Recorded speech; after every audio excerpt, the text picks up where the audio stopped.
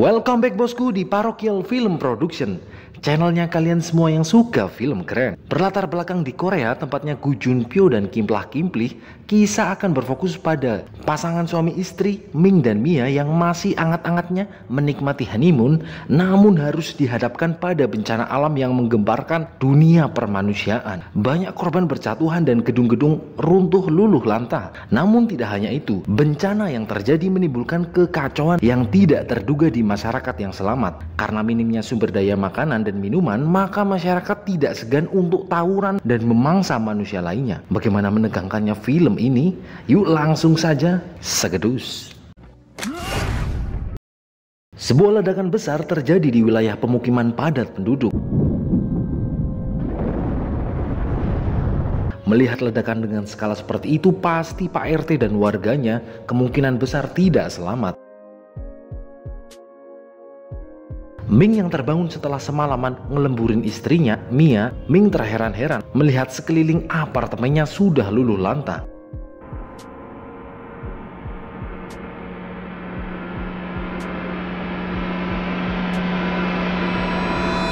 Sangat beruntung sekali Ming bisa selamat. Para warga yang selamat mulai menggosip dan mencari tahu apa yang terjadi. Yang paling penting selain rasa syukur setelah terjadinya bencana adalah stok makanan dan minuman. Ming dan Mia masih punya stok makanan dan minuman, namun hanya untuk seminggu. Jelas banyak korban yang jatuh. Selain itu, sebagian besar penduduk juga kehilangan tempat tinggal. Sebut saja Minah, dia meminta tolong agar anaknya Doeng bisa masuk karena cuaca di luar sangat dingin. Ya karena memang sedang musim dingin di sana.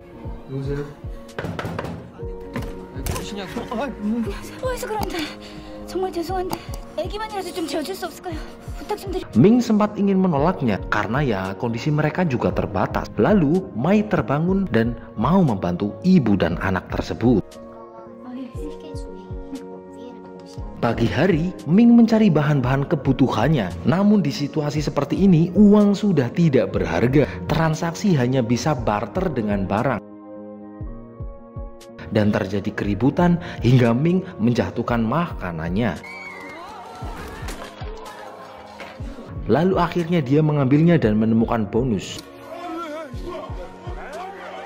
Ya betul, ratusan kecoro. Dapat makanan yang sangat lezat dan jarang seperti manisan carica, Ming menikmatinya dengan Mai. Ming bercerita kalau di luar sana terjadi keributan karena kekurangan makanan dan minuman. Namun Ming akan selalu melindunginya. Mendengar itu, Mai langsung open kebunnya dan siap bercocok tanam. Namun diganggu oleh Doeng yang minta makan siang. Ming sebenarnya kurang cocok memberi tumpangan karena ya sekali lagi situasi bencana yang serba terbatas. Lalu terjadi keributan di luar.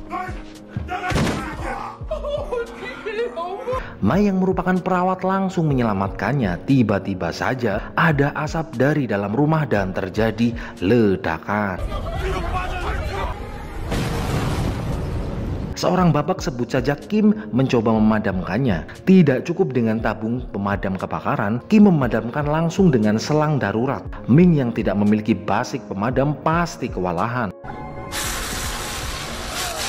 Namun beruntung sekali api bisa dipadamkan. Ternyata bapak-bapak yang terluka itu karena seseorang yang mencoba merebut apartemennya. Ibu-ibu sebut saja Mawar berunding untuk membuat keputusan orang-orang di luar apartemen. Ada yang memberi saran untuk mengusirnya karena untuk mendapatkan tempat ini butuh perjuangan, hutang KPR, hutang bank dan lain sebagainya. Namun ada yang iba karena dengan cuaca seperti ini pasti mereka yang tidak punya tempat bernaung akan beku jika tidak memiliki tempat tinggal. Akhirnya terjadi cekcok di antara mereka. Bu Mawar melerainya. Dia mengingatkan para pengungsi dulu ini dari Dreamplace yang sering meremehkan apartemen mereka. Dan mungkin para pengungsi tidak akan menerima jika saat ini mereka yang punya lokasi bernaung. Mai usul, kalau kita harus berbuat baik, jangan suka main judi. Lah hubungannya apa ya? Mawar menjawab, ya tapi kebaikan datang dari perut yang kenyang. Dan kini makanan semakin menipis. Dan kejadian kekerasan seperti ini pasti akan semakin banyak. Kemudian Bu Mawar bertanya ke Ming yang merupakan pegawai negeri karena pegawai negeri dianggap pintar, bisa mengendalikan alam semesta dan dianggap kami tua. Di tempatmu gitu nggak? Ming bilang kalau mereka harus membangun sistem, perlu ada yang menjadi penengah dan memutuskan sesuatu hal. Akhirnya mereka semua setuju untuk mengangkat pemadam api yang bernama Kim tadi, yang sedang makan combro, untuk menjadi ketua karena dianggap memiliki rasa keberanian yang cukup menjadi pemimpin mereka. Kim bilang kalau mereka harus bisa bertahan di situasi seperti ini. Lalu terjadilah mufakat, batu putih untuk mengusir, batu hitam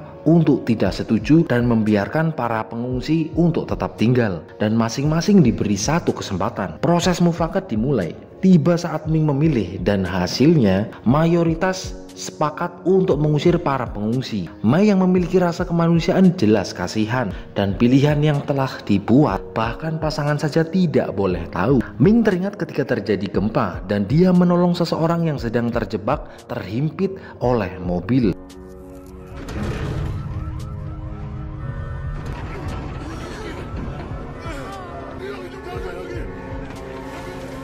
Dengan sekuat tenaga, Ming membantunya, namun lainnya malah kabur ketika melihat ledakan besar mulai mendekat.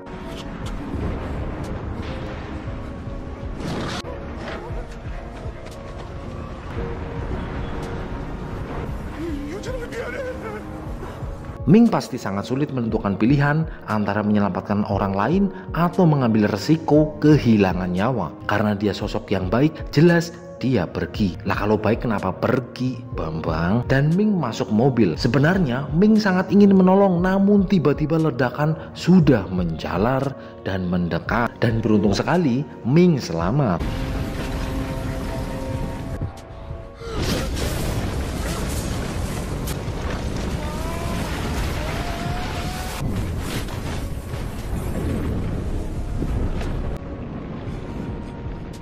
Kim meminta bantuan Ming yang masih muda, ganteng kayak saya dalam penanganan pengungsian. Ada sebanyak 209 warga yang selamat. Mereka akan mulai mengusir para pengungsi besok. Salah satu dari warganya bahkan menyarankan untuk membawa senjata untuk berjaga-jaga. Ming terlihat bimbang dan mengambil tongkat gantungan baju untuk senjatanya.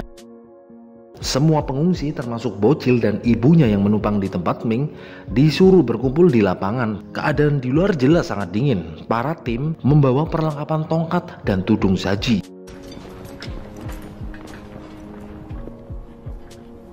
Sebagai ketua delegasi, Kim akan menyampaikan sesuatu.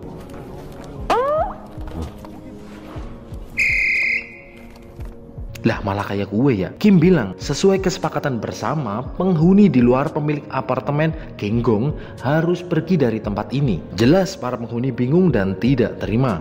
Akhirnya mereka mulai protes. Ada yang bilang kalau dia bekerja udah lama, ada yang bilang kalau dia anggota pemerintah, paguyuban ini, itu, dan banyak sekali alasannya. Lalu Kim menyuruh pergi yang ngakunya ketua kongres dan terjadilah pergelutan.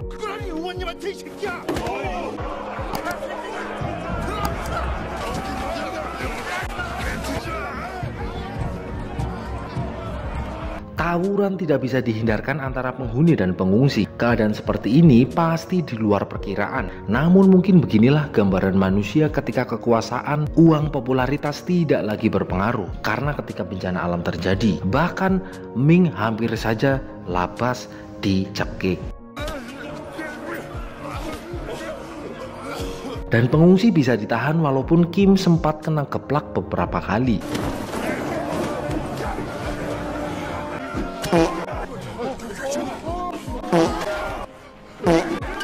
Lalu Kim berteriak dengan sekuat tenaga untuk mengusir mereka hingga warga lainnya membantu dengan melemparkan barang-barang dari lantai atas.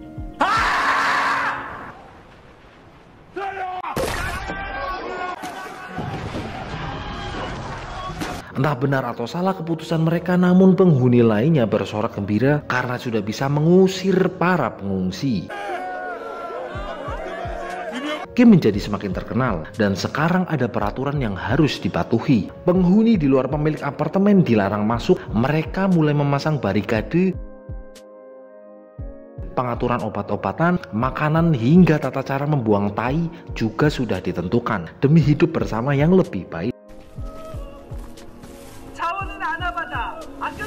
Namun apakah semua masalah sudah terselesaikan? Jelas belum. Saat ini dilakukan penjadwalan tim untuk mencari makanan agar bisa bertahan hidup. Ming dan lainnya menemui beberapa pengungsi yang mereka usir sudah meninggoy. Terjadi krisis makanan sehingga mereka harus mencari sumber makanan jika ingin tetap hidup. Sekitar komplek apartemen di sana sudah dijelajahi namun belum menemukan makanan yang cukup. Ming sempat ngobrol dengan Kim kalau dia jadi pegawai negeri agar kehidupannya terjamin, menjunjung tinggi martabat keluarga, bisa mengadakan SK-nya di bank hingga dapat duit banyak. Mereka saling bercerita tentang keluarga, ekonomi, elit global, sepak bola, MotoGP, One Piece, Capres, bumi datar, dan tetek bengek lainnya. Ketika Mai sedang berjalan, terdengar suara bocil memanggil. Apakah itu hantu?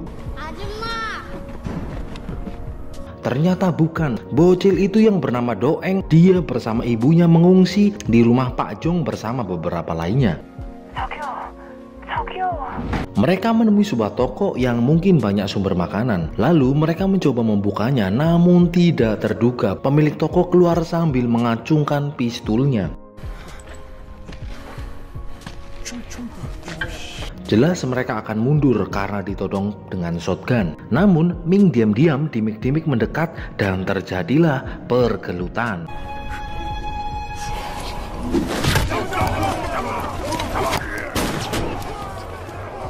Walaupun patwa itu bisa dilumpuhkan, salah satu warga tertembak dan Kim melampiaskannya kepada pemilik toko itu.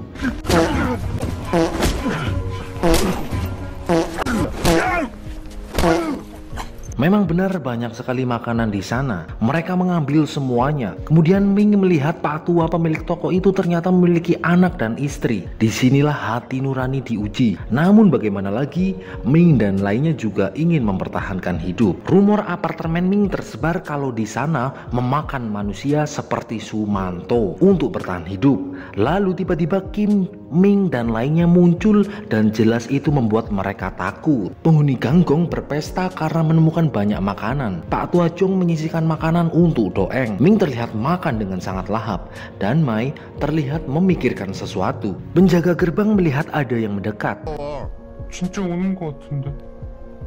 Sementara itu para warga sibuk berpesta dan terdiam melihat anak seseorang pemilik komplek yang kembali dan Kim memperkenalkannya. Kemudian Kim menghibur para warga dengan lagunya. Flashback terjadi. Kim adalah supir, nama aslinya adalah Bong Jeom. Ternyata namanya bukan Kim. Bong merasa ditipu dan ingin rumahnya kembali lagi dan terjadilah perkelahian antara Bong dan Kim yang asli.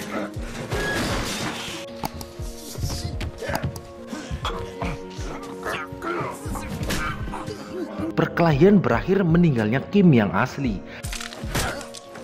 Dan selama ini nenek itu bukanlah ibu dari Bong. Bong terlilit utang yang sangat banyak dan saat Bong berada di apartemen itu terjadilah ledakan gempa yang akhirnya Bong selamat dan berada di sana. Sungguh ironis, yang mereka puji sebagai pemimpin ternyata adalah pembunuh dan mereka tidak sadar berpesta dengan pembunuh. Hari pembagian makanan untuk 1 minggu dimulai. Sebut saja Gun, dia tidak terima jatah makanannya sangat sedikit. Lalu Mawar menjelaskan kalau pembagian sesuai dengan beban kerjanya. Gun bilang kalau mereka para pencari makan membunuh untuk mencari makanan. Mawar bilang silakan pergi saja kalau tidak mau dengan aturan yang ada di sini. Mai yang mendengar ocehan Mawar dan Jun lantas bertanya, apakah Ming benar membunuh seseorang? Ming bilang memang terjadi tragedi tetapi dia tidak meninggal. Mai bilang kalau caranya seperti itu mending tidak perlu kita ikut mencari makan saja daripada harus membuang rasa kemanusiaan demi makanan. Kemudian Mai mengantar makanan tambahan untuk Doeng, namun ternyata Kim terlihat mengawasinya. Kemudian Kim ikut masuk di apartemen Jenny. Sambil sok dekat dia memberikan perhatian ke Jenny dan itu malah membuat Jenny terlihat takut dengan kelakuan Kim yang terlihat mupeng. Mai bertanya kepada Jenny, bagaimana keadaan di luar apartemen? Jenny bilang sangat berat seperti neraka dan tanpa harapan. Para ibu-ibu di sana mengingatkan untuk berbicara dengan sopan kalau ingin hidup di apartemen. Namun Jenny bilang apartemen itu miliknya. Dan terjadilah keributan lalu Jenny pergi. Mai mencoba menenangkannya. Jenny bilang kalau ketua delegasi itu aneh, datang ke rumah orang lain tanpa izin. Lalu terjadi suara gaduh mencari Kim sebagai ketua delegasi. ternyata terjadi pembunuhan yang mungkin dilakukan oleh komplotan dari luar apartemen. Kim bilang, kendalikan siapa yang keluar dan masuk komplek dan perketat penjagaan. Jong yang sedang makan bersama para pengungsi dikagetkan dengan ketukan pintu. Ternyata itu adalah Kim. Dia memeriksa apartemen Jong seakan dia tahu ada pengungsi di sana. Benar saja Kim merasa Jong menyembunyikan sesuatu dan dengan seenak jidat Kim makan makanan kaleng yang jelas-jelas itu adalah jatah milik Jong. Lalu Kim bilang dia akan memakai perabotan untuk sebagai bahan bakar agar tetap hangat. Dan sungguh malang sekali Kim menemukan Doeng dan ibunya dan menyuruh mereka semua pergi dari apartemen itu.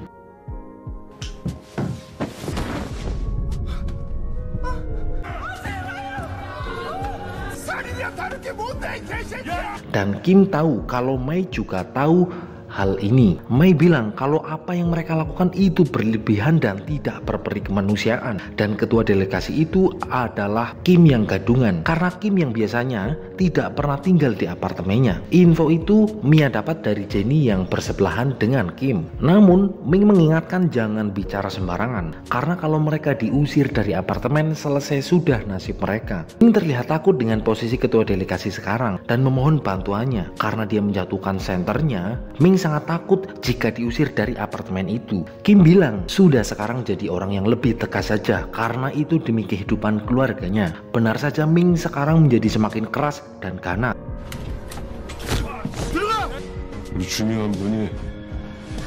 Para pengungsi benar-benar diusir dari apartemen mereka, entah muda ataupun tua. Mereka bahkan semakin barbar dan Mai terlihat perubahan terjadi kepada Ming. Esok paginya Kim berjanji akan mengusir semua orang yang benar-benar bukan penghuni apartemen itu dan memberikan hukuman untuk menyanyikan lagu Balonku namun huruf vokalnya diganti dengan huruf Z. Itu jadinya gimana ya?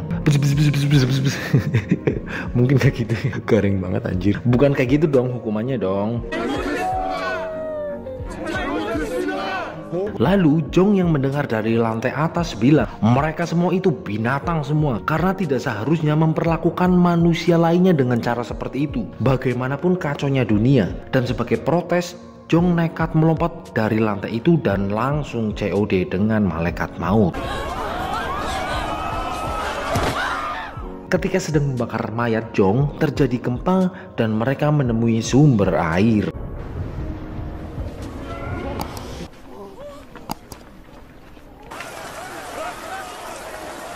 Jenny bercerita kalau pernah menyerahkan paket yang salah kirim apartemennya kepada Kim yang asli.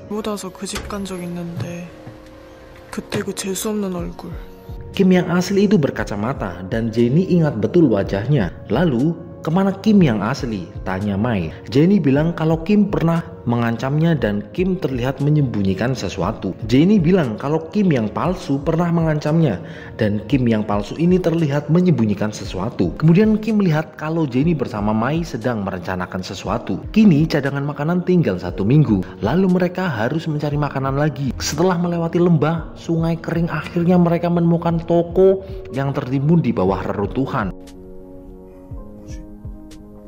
Sementara itu, Mai dan Jenny mencari kebenaran apartemen Kim. Kemudian, Ming lah yang ditugasi untuk merangkap masuk ke dalam karena sekarang dia menjadi kacung Kim yang palsu. Mai dan Jenny tidak menemukan petunjuk. Dan bertanya kepada nenek itu dan akhirnya dia bilang dia lapar.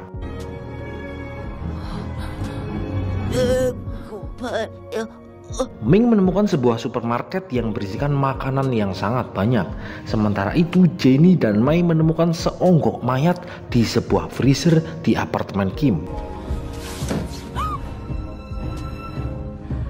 Ketika dalam perjalanan pulang, tiba-tiba puing di sana berjatuhan.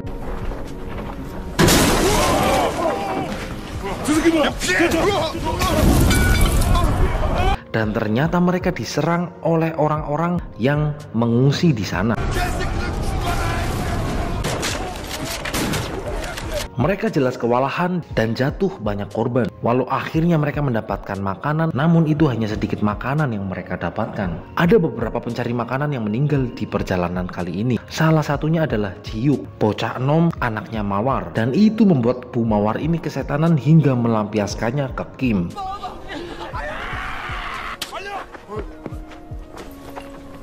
Kim bilang, bukankah pengorbanan Jiuk itu demi ibunya, yaitu Raimu? Lalu Mai datang, berhenti saja kalau cari makan dengan membunuh. Apakah keluarga yang meninggal akan kembali? Lalu Kim bilang, itu demi orang-orang di apartemen. Dan ingat, Mai juga harus ikut aturan itu kalau ingin hidup di sini. Atau jika tidak, silakan keluar dan mati di luar. Lalu Mai melemparkan dompet Kim palsu dan membawa mayat Kim yang asli dan bilang, peraturan yang ada jelas warga asli yang bisa tinggal di apartemen itu.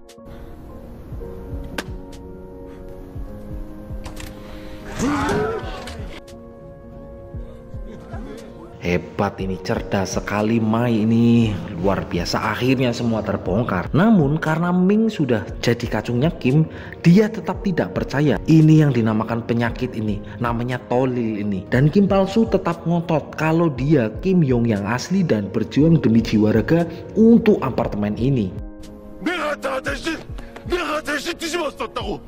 Namun beberapa di antaranya ingin mengeluarkan Kim yang palsu.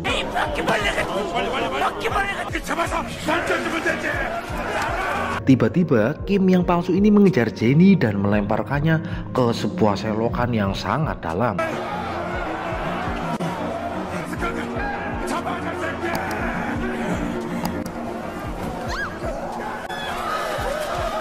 Dan dia menyalahkan Jenny karena tragedi ini. Emang bangke ini orang ini. Ming datang membawa pistol, namun ternyata pistolnya kosong.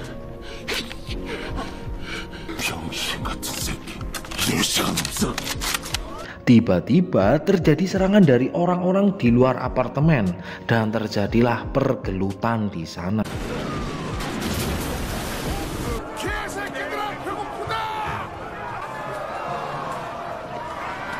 Kim menyerang orang-orang di sana dengan pistolnya, namun dia kehabisan peluru.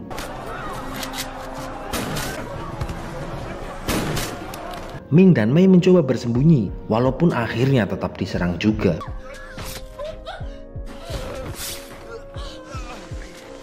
Namun beruntung sekali mereka selamat.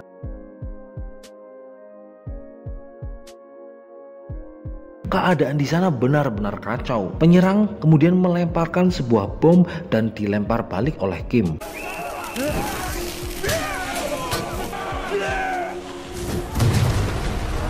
Namun tetap ledakan itu membuat semua orang terluka. Ming dan Mei berhasil kabur.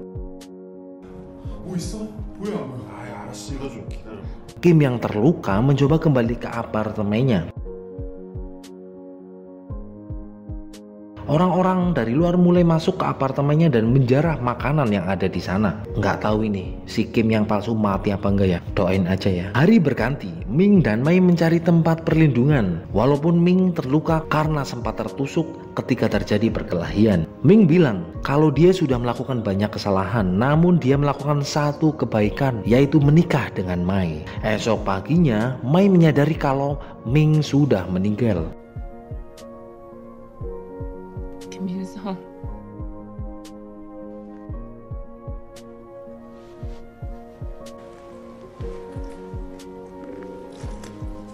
Kemudian Mei bertemu sebuah keluarga dan berkumpul dengan orang-orang yang masih selamat lainnya. Dan film pun selesai. Keren juga ini filmnya kan. Fokusnya nggak di bencana alamnya aja. Ini fokusnya adalah konflik di antara manusianya. Dan mungkin seperti inilah gambaran kalau dunia saat ini terjadi bencana. Seperti Thomas Hobbes bilang, Homo homini lupus. Manusia adalah serigala bagi manusia lainnya. Namun kebaikan itu adalah pilihan. Jika kamu tidak menemukan orang baik, maka jadilah salah satunya. Jangan lupa subscribe, like, comment, dan share agar B-Boy semakin semangat dan selalu menghibur kalian. Semoga terhibur dan matur nuwun.